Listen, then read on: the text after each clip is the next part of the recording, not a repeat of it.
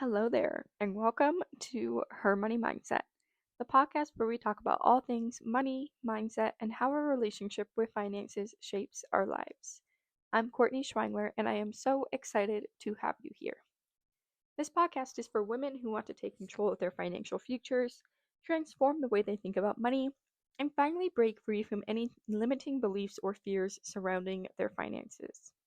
Whether you're just starting out on your money journey, looking to build wealth, or want to get clear on your financial goals, this show is for you.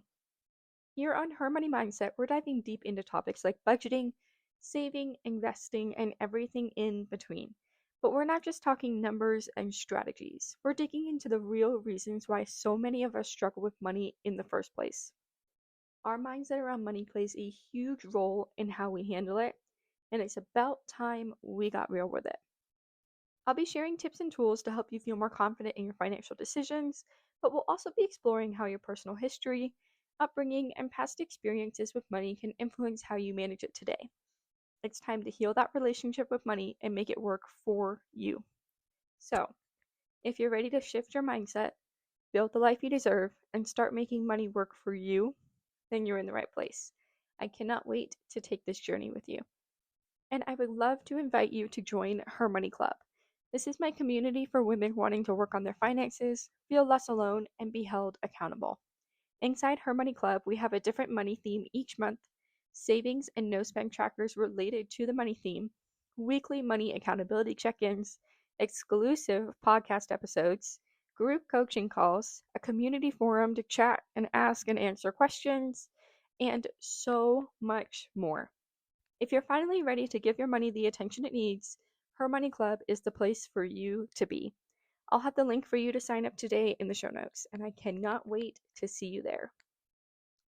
And if you know that you want help with your money and money habits, but you want something faster than self paced work, personalized, and someone to directly hold you accountable, sign up for private one on one coaching with me. I'll have the link in the show notes for you. You can do a one time one on one coaching call to answer your budgeting basics, get your budget set up, and get you on your way. Or you can do my 12-week private coaching program for more accountability, structure, and motivation. Spots are limited, so go sign up today with the link in the show notes for a free consultation call. Now, let's dive into this episode. Your environment shapes your spending habits. So let's talk about what is an environment-driven spending habit.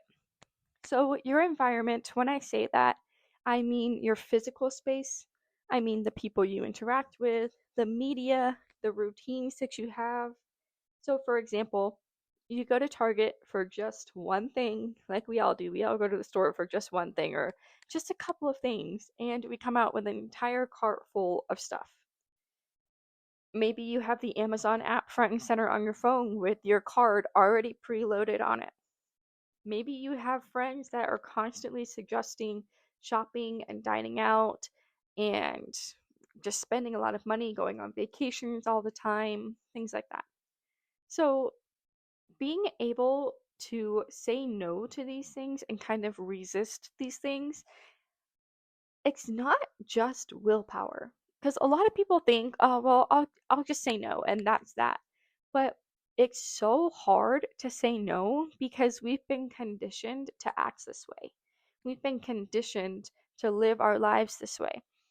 Stores like Target, Walmart, any store that you physically go into, they are designed strategically to keep your interest peaked as you go throughout the store. Have you ever noticed that a lot of times something simple, just like milk, is all the way at the back of the store? That's not an accident, that's on purpose. Because a lot of times, maybe you're just running to the store to grab milk and butter, but you have to walk all the way through the store to get it, which means you're going to see other things that you might want along the way, and naturally, you're going to stop and you're going to put them in your cart.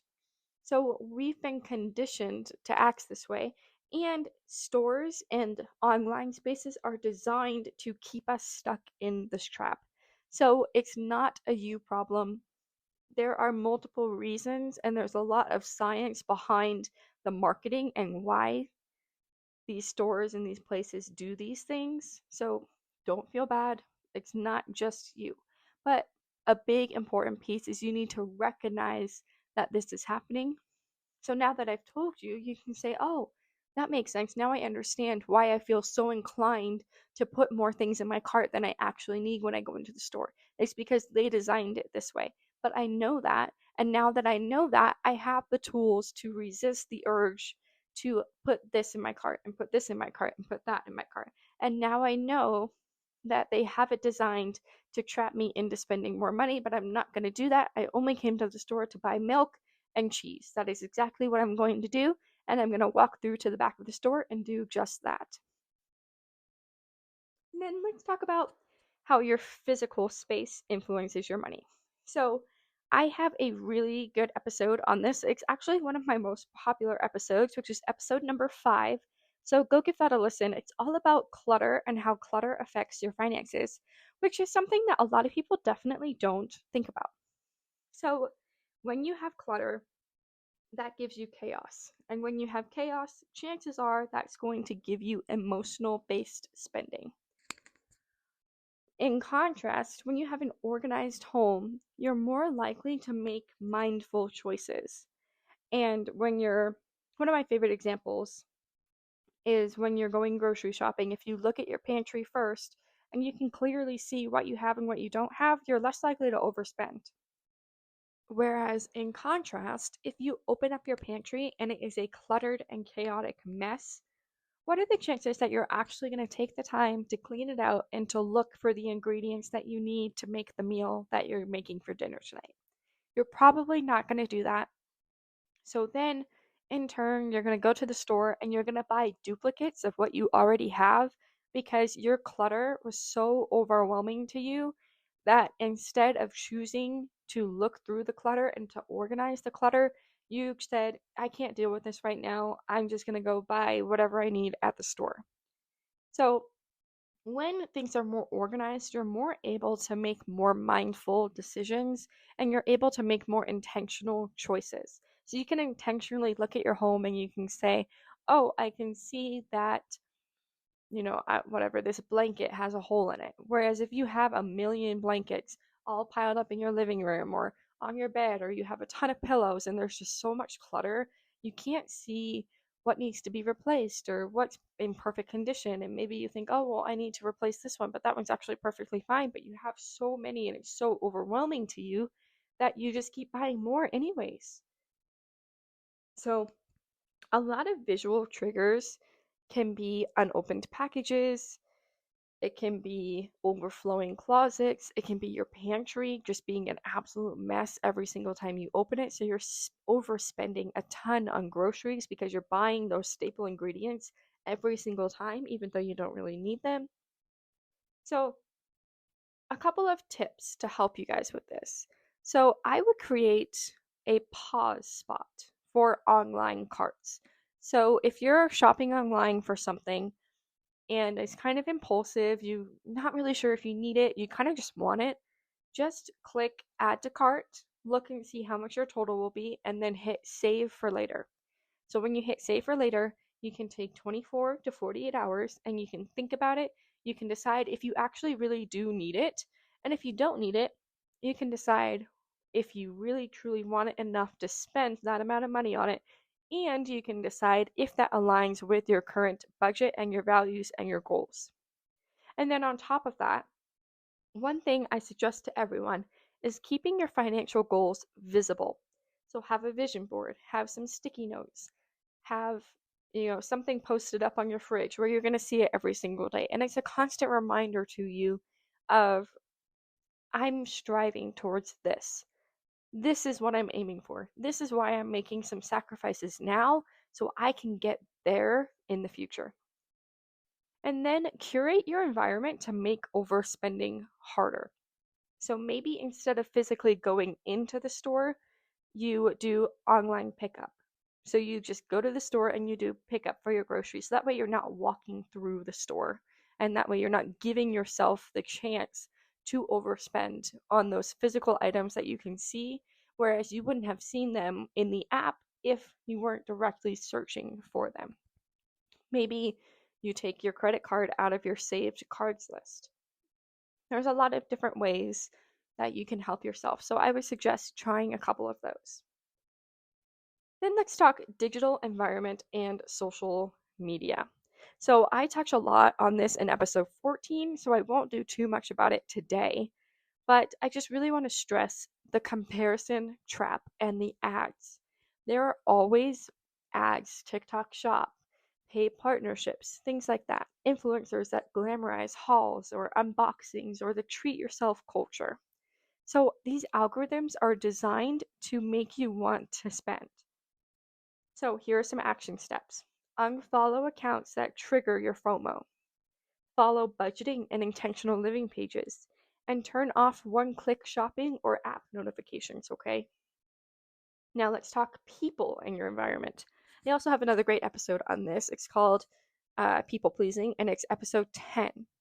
And this is where we talk about peer pressure. So your family, your friends, your coworkers, seeing a lifestyle creep through social influence. So you see an influencer or something, you're like, oh, I wish I had that. I need that because she has it and it just looks so amazing. So you buy it. Set healthy boundaries and say no. In episode 10, we talk a lot about this. We talk a lot about boundaries, why it's okay to have boundaries. And I give you some ideas on how to say no when it's really hard to do so. Reframe your self-worth. Your self-worth is not equivalent to the amount of money that you make or the amount of money that you spend. You don't have to keep up with everyone. You just need to be keeping up with the goals that you have.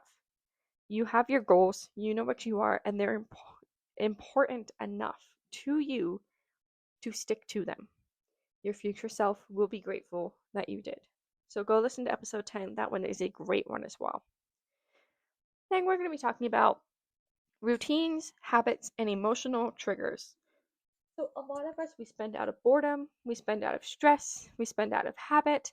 So a drive-through coffee, retail therapy, maybe you're a stay-at-home mom and you just need to get the kids out of the house, but when you go out of the house, you go for that drive-through coffee or you go to the store just to walk around, but then instead of walking around, you end up buying things. So you find yourself stuck in this spending loop. So I invite you, replace the behavior. So if you're bored, if you're stressed, go for a walk, move your body, journal, listen to a money podcast like you are right now. Add weekly financial check-ins. So come join Her Money Club. We give you weekly support, resources, financial mindset tools to help you shift these habits long term. We do group coaching calls. You get exclusive podcast episodes. There is a ton of value in Her Money Club, and it is perfect if you are wanting some self-paced, but also more, it's a tier above self-paced, I would say, because I'm working with you in these coaching calls, in these podcast episodes, in these weekly financial check-ins, and you have a community of women who are doing the same thing. So be sure to go join Her Money Club. This is a great opportunity to truly make the conscious decision to start doing better with your finances and to have the accountability piece. Now, let's talk action plans. So, we're going to be talking auditing and shifting your environment to actually see these changes. So, I want you to audit your space, audit your phone, audit your social media. I want you to remove or to reduce your financial triggers as you notice them and as you see them. I want you to create reminders of your financial goals. Are you going to put them on your mirror, on your fridge? You decide. Create new routines and get new support systems if the ones you have now are not working for you. Like I said, Her Money Club is a perfect one. Do the 1 month expense audit. I'll have it linked in the show notes. It's free and it shows you exactly where you're overspending. So remember, you shape your environment or your environment will shape your spending. So either you can be in control or the environment can be in control. And trust me, you want to be the one in control. So that is a wrap on today's episode, and I hope this gave you a new perspective on how powerful your environment really is when it comes to your spending habits. You're not overspending because you're lazy, you're unmotivated, or you're bad with money. You're probably just surrounded by cues, clutter, pressure, and patterns that are pushing you to spend without even realizing it. But the good news is you can change your environment. And when you do, your money habits will naturally start to shift as well. So if this episode resonated with you, here's what I recommend next. So go download that free 1 month expense audit. It will help you pinpoint exactly where your environment is influencing your wallet. Go check out my budgeting template. This is a simple, stress-free way to take control of your money right away. And join Her Money Club. As I've already said, if you want weekly mindset shifts, accountability check-ins, budgeting tips, and a supportive community of women working on their finances just like you, come join us. And if you're ready for real transformation, I do offer private one-on-one coaching. We go deep and make your money plan work for your real life.